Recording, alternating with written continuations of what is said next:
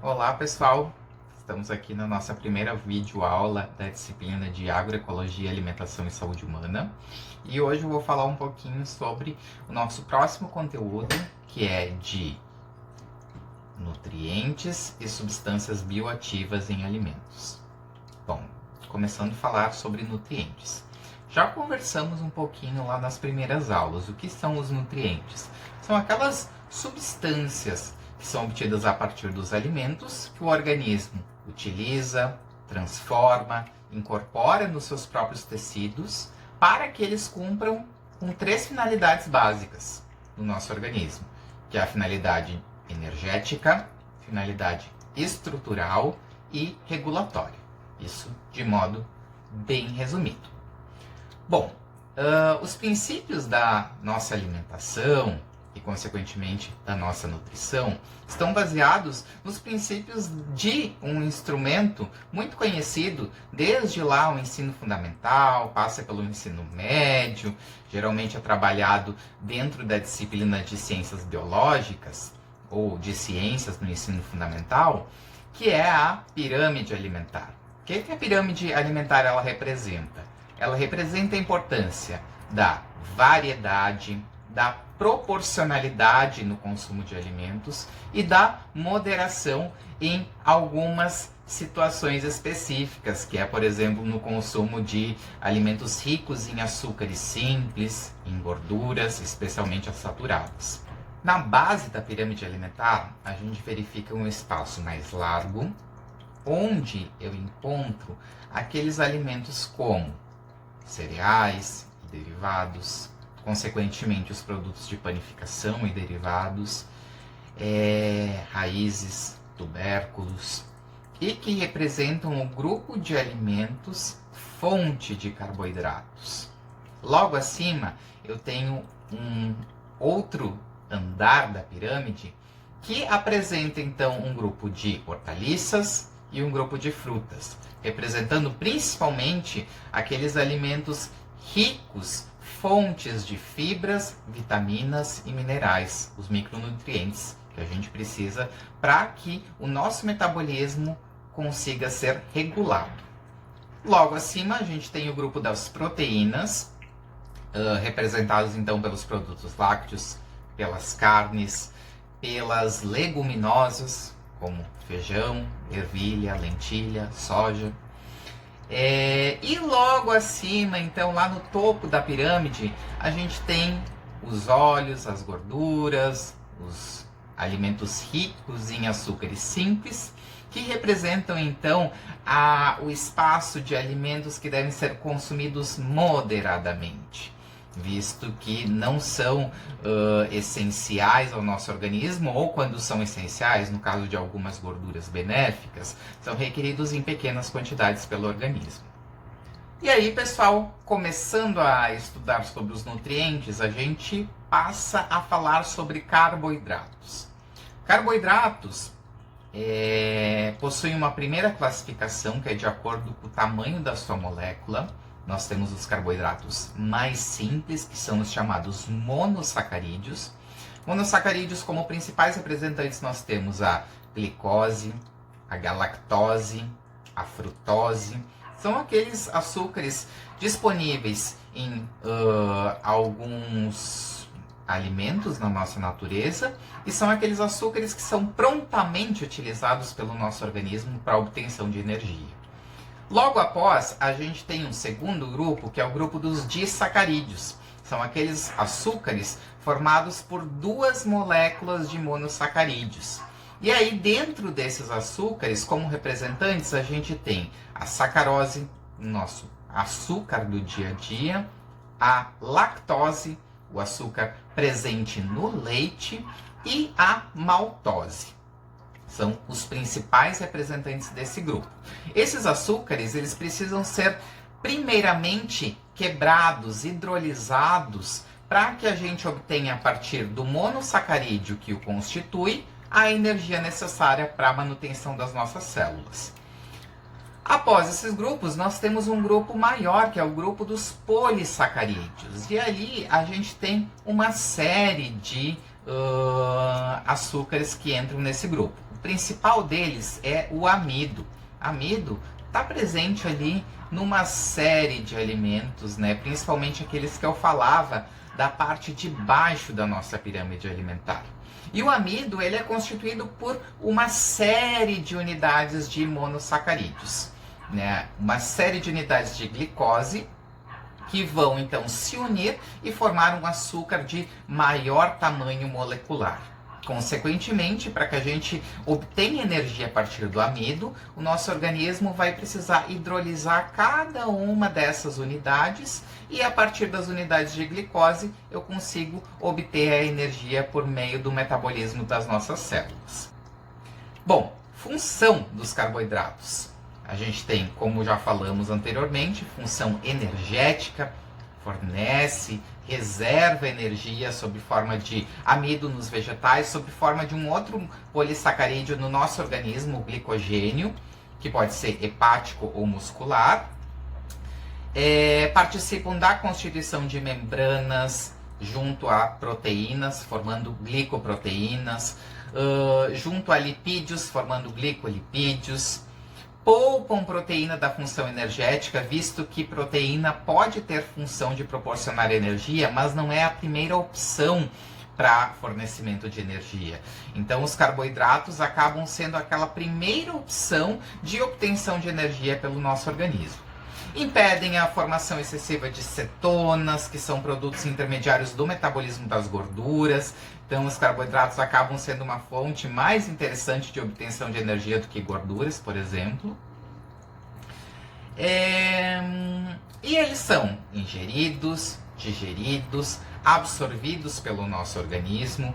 Quando em quantidade excessiva, podem ser armazenados e liberados aos poucos, conforme a nossa necessidade energética no momento. Algo que se fala muito quando se toca no assunto carboidratos, açúcares de modo geral, é o tal do índice glicêmico. Índice glicêmico, pessoal, é uma maneira de avaliar quanto a taxa de glicemia se altera após uma dose padronizada de carboidrato consumido em um determinado tempo. Nós temos aqueles alimentos que possuem o que a gente chama de alto índice glicêmico, que são aqueles alimentos que dão um pico de glicose.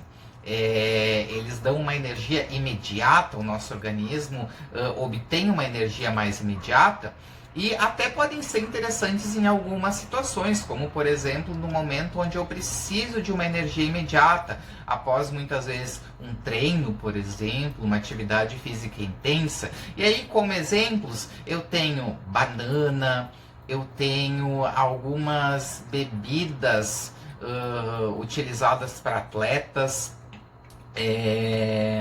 Então são aqueles alimentos que têm essa função de dar uma energia imediata ao organismo.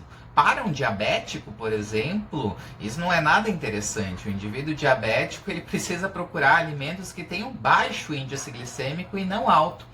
E aí, alimentos de baixo índice glicêmico, a gente tem, por exemplo, maçã, ameixa, iogurtes, alimentos que vão demorar um pouquinho mais para liberar essa energia.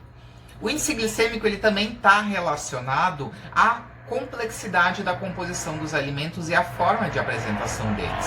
Sendo que, por exemplo, aqueles alimentos com teor de fibras alto, principalmente se forem fibras solúveis, e presença de lipídios, proteínas em quantidade considerável na sua composição, eles terão um baixo índice glicêmico.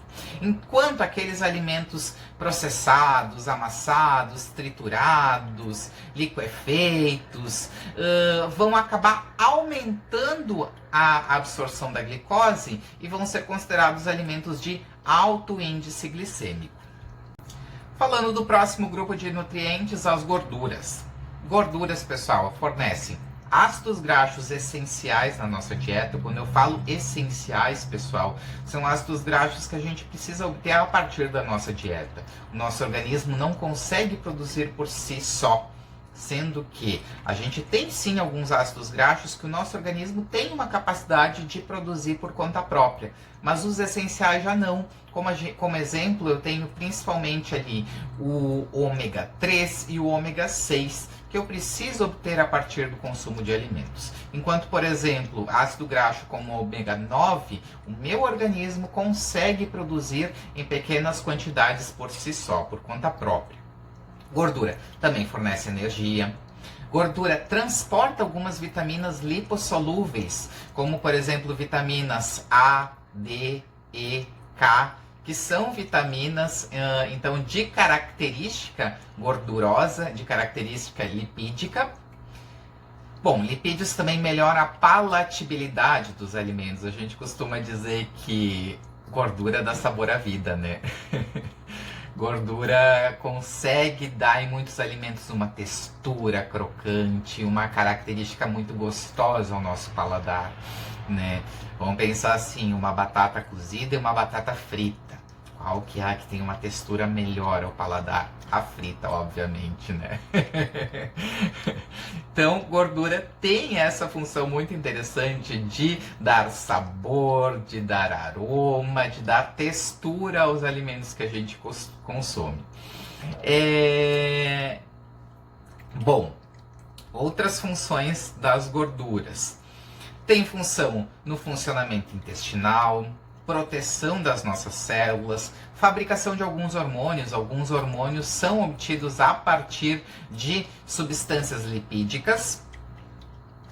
Controle da temperatura também é uma função muito clara das gorduras, visto que se a gente for estudar, por exemplo, a biologia e estudar a composição corporal de animais aquáticos de clima frio, a gente vai perceber que a composição corporal desses animais é riquíssima em gordura, visto que ela é necessária para um controle de temperatura nesses animais, visto que ela funciona como uma camada protetora a eles, né? Isso eu falo ali, pinguins, focas, peixes de água gelada, né? São animais onde eu encontro um percentual de gordura muito alto. E a gente tem as gorduras sendo formadas por unidades de ácidos graxos. Então, ácidos graxos são as unidades que formam as gorduras, também chamadas de lipídios. Dentro desse grupo dos ácidos graxos, nós temos o grupo dos ácidos graxos saturados e o grupo dos ácidos graxos insaturados. Saturados, pessoal, eles apresentam apenas ligações simples na sua molécula, falando num contexto da química.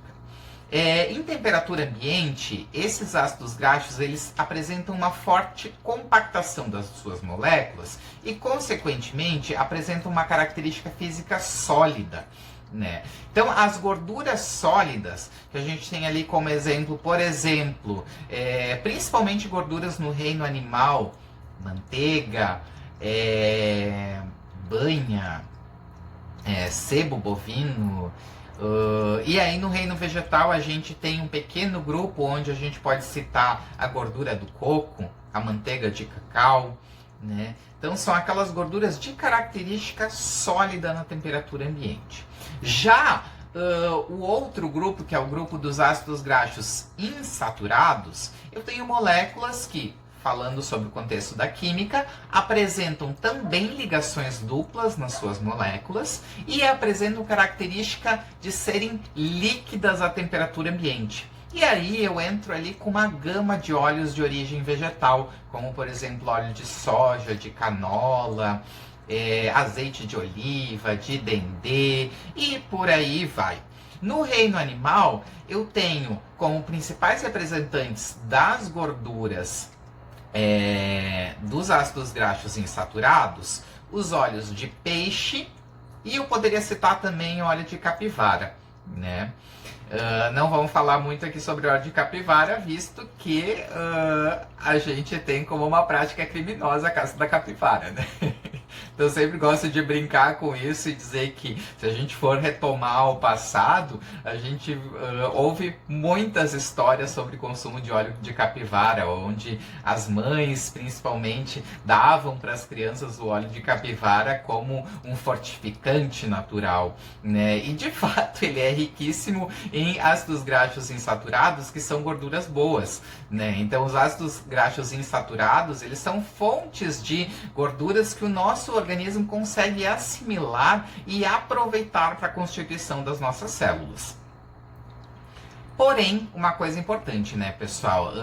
Os ácidos graxos insaturados, eles têm uma função importante ao organismo quando consumidos em quantidades moderadas e frios. A partir do momento que eu utilizo um ácido graxo insaturado para fazer uma fritura, por exemplo, já joguei fora todo o potencial que ele poderia dar para o meu organismo, tá? Então, consumidos frios e em quantidades moderadas. Dentro do grupo dos ácidos graxos insaturados, nós temos os famosos ômega. Começando pelo ômega 9, encontrado em quantidades significativas, principalmente em azeite de oliva e óleo de canola. Também pode ser sintetizado em pequenas quantidades pelo nosso próprio organismo, ou seja, não é um ácido graxo essencial. Bom, o ômega 9 está relacionado à diminuição das taxas de LDL, ou chamado colesterol ruim, melhora funções imunológicas, está relacionado também à prevenção de câncer. Um outro grupo, o ômega 6, esse já é um ácido graxo essencial, mas amplamente distribuído na natureza. Como principais fontes a gente tem óleo de soja, de milho e uma série de outros alimentos que são ricos em ômega 6. Também tem função de reduzir taxas de LDL, reduzir taxas de glicose e também alguns benefícios relacionados ao tratamento da hipertensão. Fora isso, eu tenho o chamado ômega 3, e o ômega 3 então tem como principais fontes os óleos de peixe e de linhaça. Vejam só como o ômega 3 não está tão prontamente disponível na nossa dieta, visto que peixe, linhaça, não são alimentos que a gente costuma consumir todos os dias. Ele até está presente sim em outros produtos do nosso dia a dia, no óleo de canola, por exemplo, mas em quantidades um pouco menores. E é dado esse fato que a gente percebe sendo muito comercializado pelas lojas de produtos naturais ou farmácias as cápsulas de ômega 3, visto que ele é um ácido graxo essencial, com uma relevância muito importante na nossa saúde, mas na nossa dieta ele é muito pouco consumido no dia a dia. E aí as funcionalidades dele estão relacionadas à diminuição do LDL também, prevenção de doenças cardiovasculares, tratamento de hipertensão, manutenção das funções cerebrais. Quando a gente fala em gorduras, a gente também logo remete à nossa cabeça a questão do colesterol bom, colesterol ruim. Bom, colesterol bom, pessoal, HDL. Lembrem bem, HDL. Eles são os principais transportadores, são moléculas que são as principais transportadoras de fosfolipídios, ou seja, os lipídios, os componentes lipídicos que constituem as membranas das nossas células.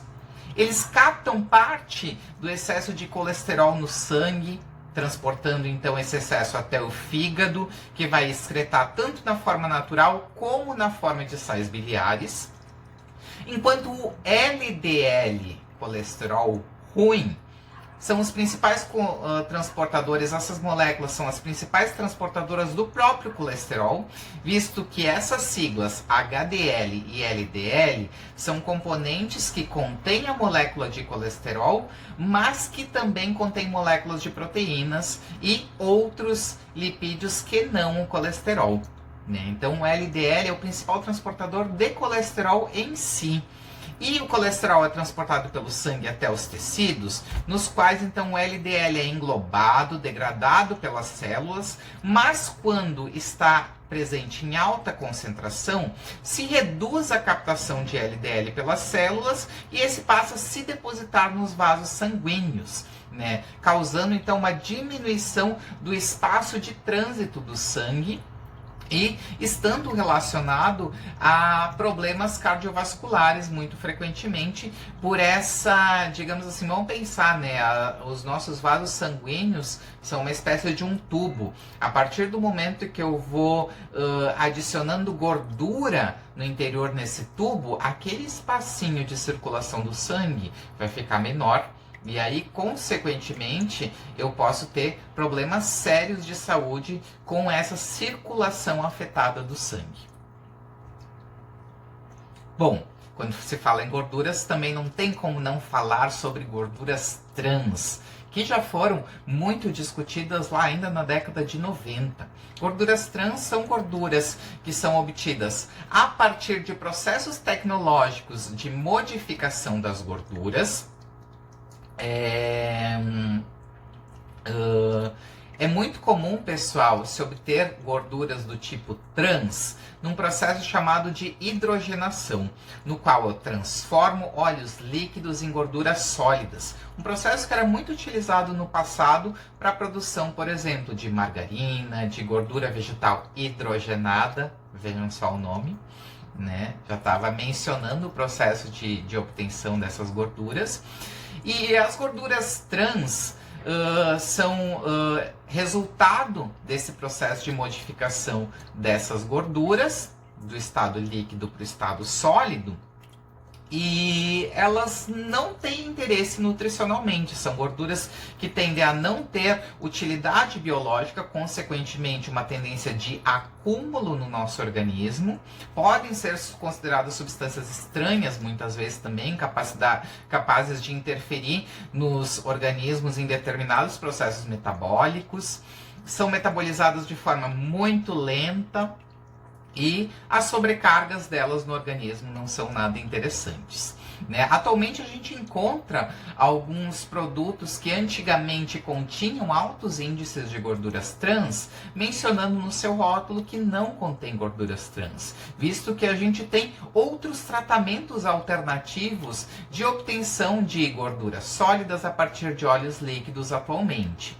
Porém, mesmo assim, há uma discussão na academia se esses tratamentos alternativos, mesmo não produzindo gorduras trans, não poderiam produzir alguma gordura ali que não seria muito interessante ao organismo e que também tenha um metabolismo um pouco mais lento e não seja algo natural. Então, na dúvida, né, pessoal, a gente sempre recomenda, o que eu sempre falo é consumir aquele alimento mais verdadeiro possível. Então, por exemplo, uma margarina, uma gordura vegetal hidrogenada, não é algo natural, não é algo da natureza. Se a gente quer optar por gorduras sólidas, tem ali a manteiga, por exemplo, que a gente pode utilizar em pequenas quantidades. Ou então vamos preferir os óleos líquidos, principalmente se a gente não for aquecer eles, né? Então, é o que eu falo, até o óleo de soja, que é o óleo mais comum, mais amplamente distribuído ali nos nossos mercados, até ele pode ter algum componente benéfico se for consumido líquido. Se for consumido frio, pessoal. Tá? Gorduras desse tipo, as insaturadas, não são gorduras que se tornam interessantes quando são aquecidas. Bom, pessoal, falamos de carboidratos, também conhecidos como glicídios ou também como açúcares, simplesmente. Lembrando que a gente tem os monossacarídeos, que são moléculas simples de açúcares. A gente tem os disacarídeos, formados por 2 unidades de monossacarídeos, e os polissacarídeos, formados por centenas, milhares de moléculas de monossacarídeos. Falamos também de lipídios, também conhecidos como gorduras, né? Formados por o quê? Por unidades de ácidos graxos, que podem ser saturados ou insaturados.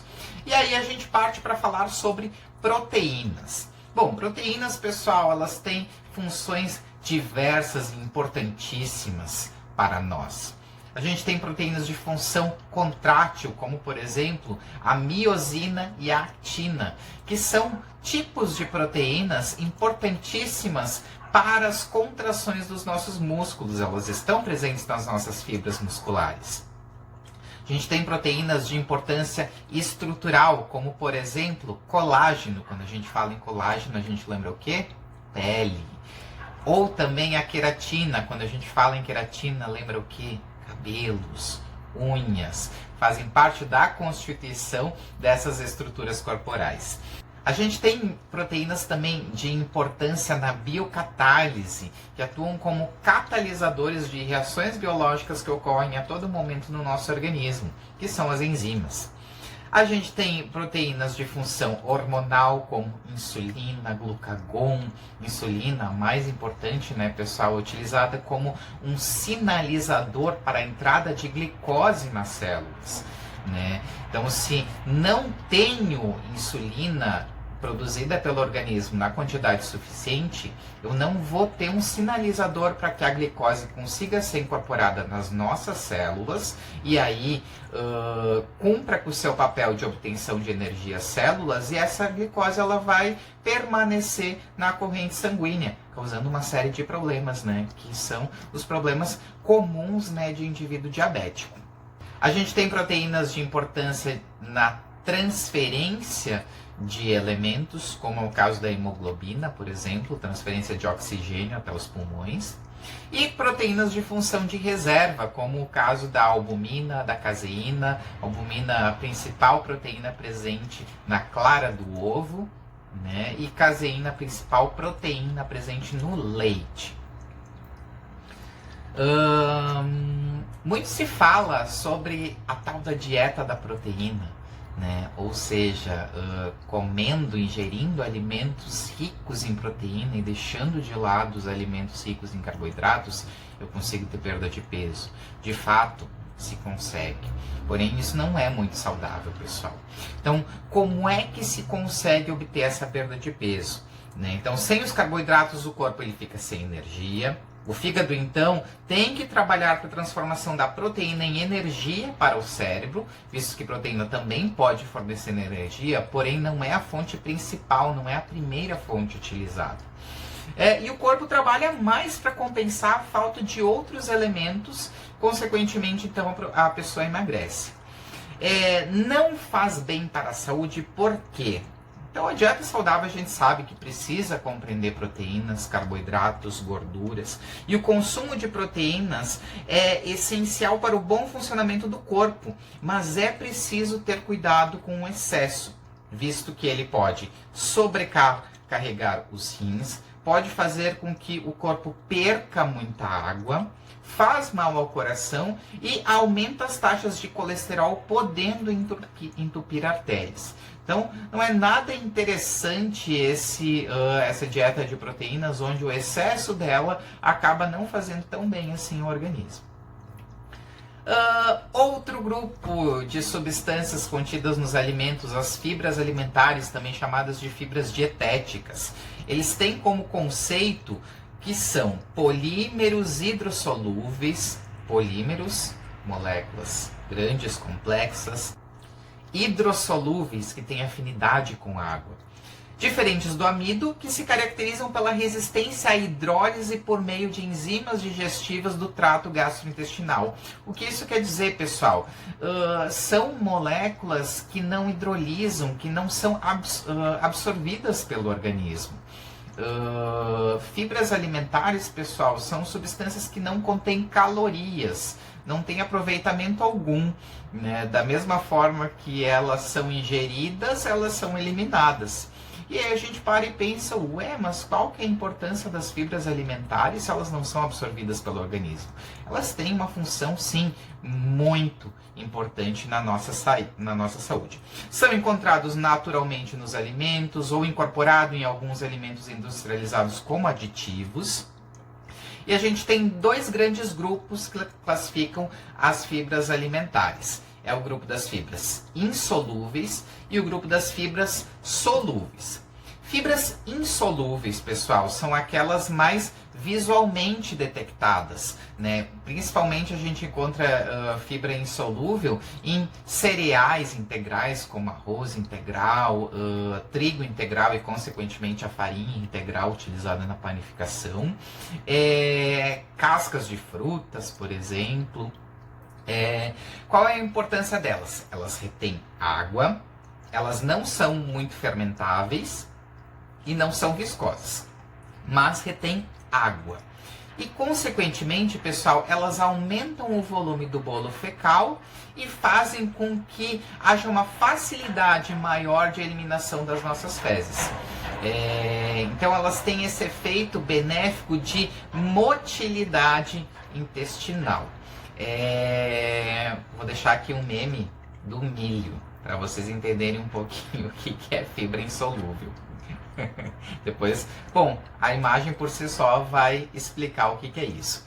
Fibra insolúvel, pessoal, ela não é digerida pelo organismo. Então, por exemplo, se for pegar um grão de milho, aquela parte que reveste o grão de milho é basicamente formada por fibra insolúvel. E aí, se eu não tiver uma mastigação correta, a ponto de eu triturar essa película de fibra insolúvel e liberar o conteúdo interno do grão de milho, tá aí, né? Fibras solúveis, elas são altamente fermentáveis pela microbiota benéfica, elas têm alta viscosidade, elas têm como exemplo algumas substâncias de característica mucilaginosa, gomas, são encontradas naturalmente em alguns vegetais e têm efeitos fisiológicos associados à redução de doenças cardiovasculares como diabetes, hipertensão, obesidade, distúrbios gastrointestinais. São encontradas também muito como aditivos em alguns alimentos enriquecidos com fibras solúveis. Algumas delas têm nomes que vocês podem encontrar como inulina, fós. Bom, outro grupo, pessoal, dos micronutrientes. Nós temos os minerais e as vitaminas. Falando um pouquinho dos minerais, trouxe aqui alguns dos mais importantes. Cálcio. Cálcio promove formação óssea dos dentes, isso é o que popularmente a gente já sabe, mas também auxilia na formação e contração muscular, incluindo o coração, né? Então o cálcio não é só importante na saúde de ossos e dentes, é também importante na formação dos músculos.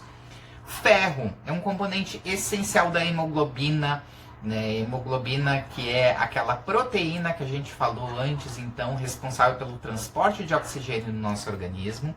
Ela só funciona com a presença de ferro. Evita a fadiga, combate infecções, muito relacionado à imunidade, o ferro, né? Cobre favorece a absorção do ferro, veja como ambos os elementos trabalham em conjunto, né? E auxilia na redução do colesterol sanguíneo.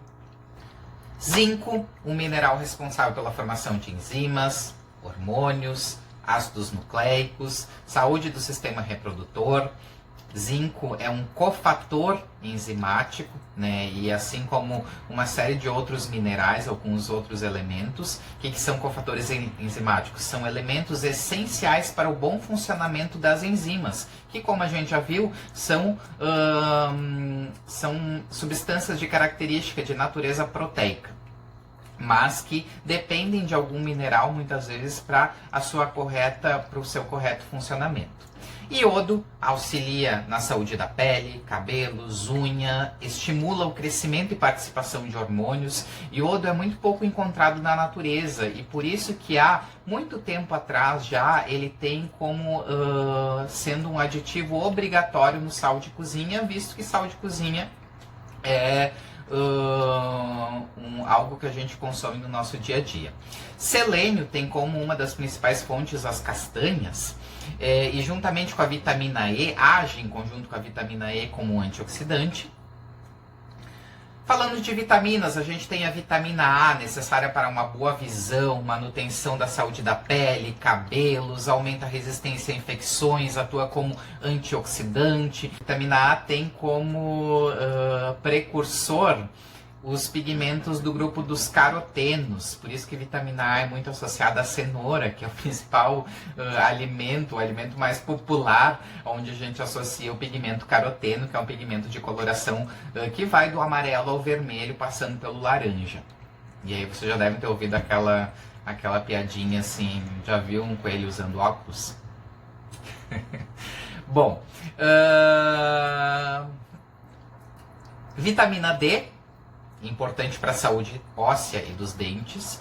Pessoal, vitamina D, muita gente fala que vem do sol, né? Não é bem assim, a vitamina D ela provém de alimentos. O sol ele auxilia na fixação da vitamina D, mas a gente não produz por conta própria vitamina só com sol. A gente não faz só fotossíntese como as plantinhas aqui fazem, né? Não consegue obter nutrientes somente do sol. Mas o sol é importantíssimo para fixar a vitamina D, que provém de alimentos. Muitas vezes provém de alimentos de origem animal, como ovos, algumas carnes, né? São algumas das principais fontes de vitamina D. Ácido fólico, importante na replicação do DNA, na formação de glóbulos vermelhos. Ácido fólico está muito relacionado também ao perfeita construção dos fetos, no caso das gestantes, né? Por isso que a gente tem hoje farinha de trigo enriquecida com ferro e ácido fólico. É uma lei nacional que a gente tem também há um bom tempo, onde se tornou obrigatória a adição desses dois elementos na farinha de trigo, que naturalmente não tem esses dois elementos, mas se optou em adicionar na farinha de trigo, visto que ela é um produto altamente consumido por todo mundo, né? Todo mundo consome ali pão, massa, enfim, e consequentemente aí então vai acabar ingerindo esses elementos que são essenciais na boa formação dos fetos. Vitamina B12, importante para o sistema nervoso, converte ácido fólico para a sua forma ativa. É indispensável para a formação cognitiva, também na síntese de ácidos nucleicos, proteínas, né? E, por fim, eu trouxe aqui também o ácido ascórbico, ou também chamado popularmente de vitamina C, que atua como antioxidante para combater radicais livres, melhorando também o desempenho do sistema imunológico. E vejam só, né, pessoal, que muitos desses elementos que eu fui falando, muitos desses micronutrientes, eles atuam em conjunto, né? Muitas vezes eles não têm uma função que é de importância isoladamente, mas atuam em conjunto com outros elementos. Por isso que eu volto a falar algo que eu sempre trago abertamente nas aulas, a importância da variedade alimentar, para que a gente consiga ter uma ingestão de todos os nutrientes possíveis e importantes para a nossa saúde. Bom, e aí, falando dos alimentos em geral, que são as fontes desses nutrientes, o que vai influenciar a composição dos alimentos e o que vai influenciar de eles terem em quantidades significativas, em maiores quantidades, esses nutrientes? No caso dos alimentos de origem vegetal, vai influenciar muito a variedade da espécie vegetal, as condições de crescimento, solo, clima, irrigação, fertilização, temperatura, insolação, o estágio de maturação, a estocagem desses produtos em tempo e condições determinadas e a porção do produto. Se eu vou consumir um fruto, por exemplo, com casca, eu vou estar ingerindo mais fibra do que sem, né? Ao mesmo tempo que também a gente tem produtos que não vêm de um sistema com viés agroecológico, a gente tem na casca a porção onde mais eu tenho agrotóxicos ali, né? Então, estou consumindo fibra, mas estou consumindo também agrotóxico em quantidade exagerada. Não que com a retirada da casca eu vou estar consumindo produto livre de agrotóxicos, mas a gente sabe que é na casca onde eu tenho a maior porção desses elementos que não são muito interessantes, né, para a nossa saúde. No caso dos alimentos de origem animal, né, pessoal, a raça do animal influi a composição, a alimentação do animal, a ração que é dada a ele, a idade do animal, se é um animal mais novo, mais velho, e a porção do animal também, né? Existem as porções onde eu tenho mais gordura, por exemplo, menos gordura, e por aí vai. E aí, a pergunta que não quer calar, que tem tudo a ver com essa nossa disciplina. Até que ponto o sistema de produção pode influenciar na composição dos alimentos? Se eu for comparar um sistema de produção convencional para um sistema de produção com viés agroecológico, seja orgânico ou seja algum outro sistema, será que eu vou ter uma diferença significativa na composição desses alimentos? E aí tem um artigo para a gente estudar e refletir um pouquinho sobre isso. De modo geral, pessoal, alguns autores, por meio de algumas pesquisas, sugerem que eu possa ter um pouco mais de micronutrientes em certos casos. Posso ter um aumento de compostos bioativos. Posso ter um maior valor biológico desses alimentos e, é claro, né, eu não vou ter menos resíduos tóxicos nesses alimentos. Só por isso já é uma grande vantagem o consumo de produtos com viés agroecológico, fora outras questões que vão para além da questão biológica somente, né? Se a gente for pensar nas relações de trabalho, nas relações sociais, que o sistema agroecológico traz pra gente, né? Mas aí eu trouxe um artigo para a gente estudar um pouquinho mais e refletir sobre essas questões. Por enquanto, pessoal, é só. Finalizo esse vídeo sobre nutrientes e aí o próximo eu espero fazer então sobre substâncias bioativas. Tá? Fiz aqui nesse meu espacinho aqui, onde eu tenho as minhas plantinhas aromáticas, condimentares, tenho meu manjericão, aqui a salsinha, tenho o boldo do Chile. Se virar aqui a tela, vai dar para ver algumas outras aqui. Tem manjericão roxo, tem tomilho, aqui orégano, um orégano graúdo, tem uma mudinha de hora para nobis, hortelã aqui em cima, e aqui eu tenho uma suculenta que é só para fins ornamentais mesmo. É isso aí, pessoal, até o próximo vídeo.